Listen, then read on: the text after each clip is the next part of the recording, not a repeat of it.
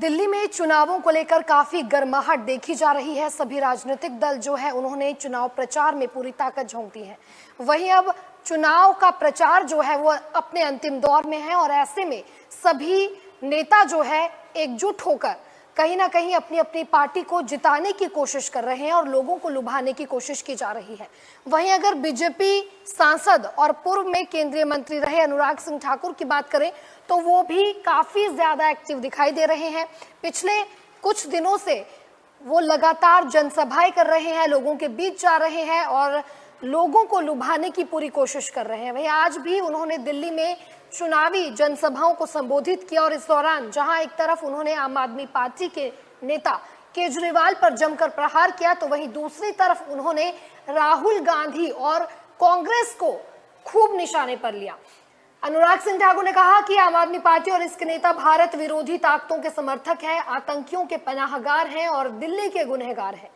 उन्होंने कहा कि अरविंद केजरीवाल की बौखलाहट, घबराहट और छटपटाहट से साफ दिख रहा है कि दिल्ली में इस बार आम आदमी पार्टी चुनाव हार रही है। दिल्ली की जनता को भाजपा का साथ मिल रहा है और लोगों में जो जोश देखा जा रहा है उससे तय है कि इस बार दिल्ली में बीजेपी की ही जीत होगी। क्या कुछ कहा अनुराग सिंह ठाकुर ने, आइए आपको सुनाते हैं। नहीं खड़े होंगे तो एक सवाल और पूछता हूं। इन्होंने एक सवाल खड़ा किया था भारतीय सेना पर कि भारतीय सेना ने अगर पुलवामा हमले का बदला लिया तो हमारी सेना की ताकत थी कि पाकिस्तान को घर में घुसकर एयर स्ट्राइक की और सर्जिकल स्ट्राइक की, तो भारतीय सेना ने की थी मेरे साथियों।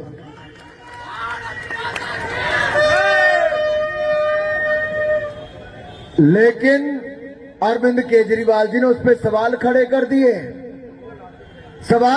दिए कि भारतीय सेना तो ऐसा कर ही नहीं सकती थी। डोकलाम पर हमारे सैनिकों ने मुंह तोड़ जवाब दिया तो अरविंद केजरीवाल जी ने उस समय भी सवाल खड़े किए कि भारतीय सेना कर ही नहीं सकती थी।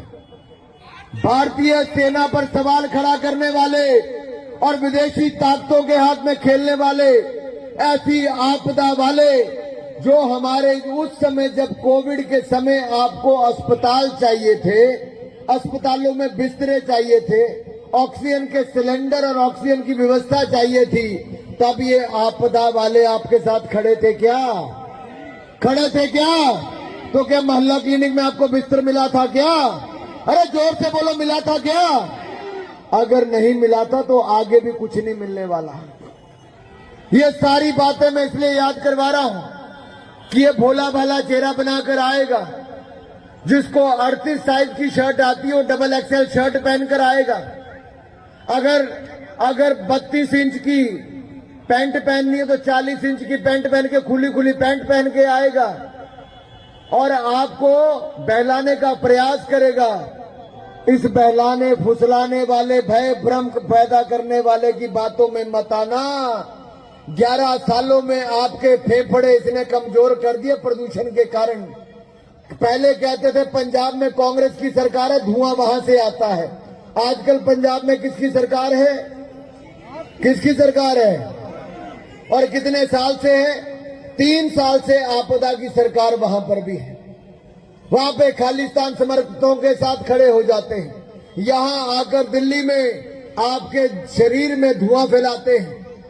साथियों, इन लोगों से मुक्ति पानी है तो मन पक्का रखना होगा और बाकियों को भी मनाना होगा, घर घर जाकर जगाना होगा। रमेश, आज मैं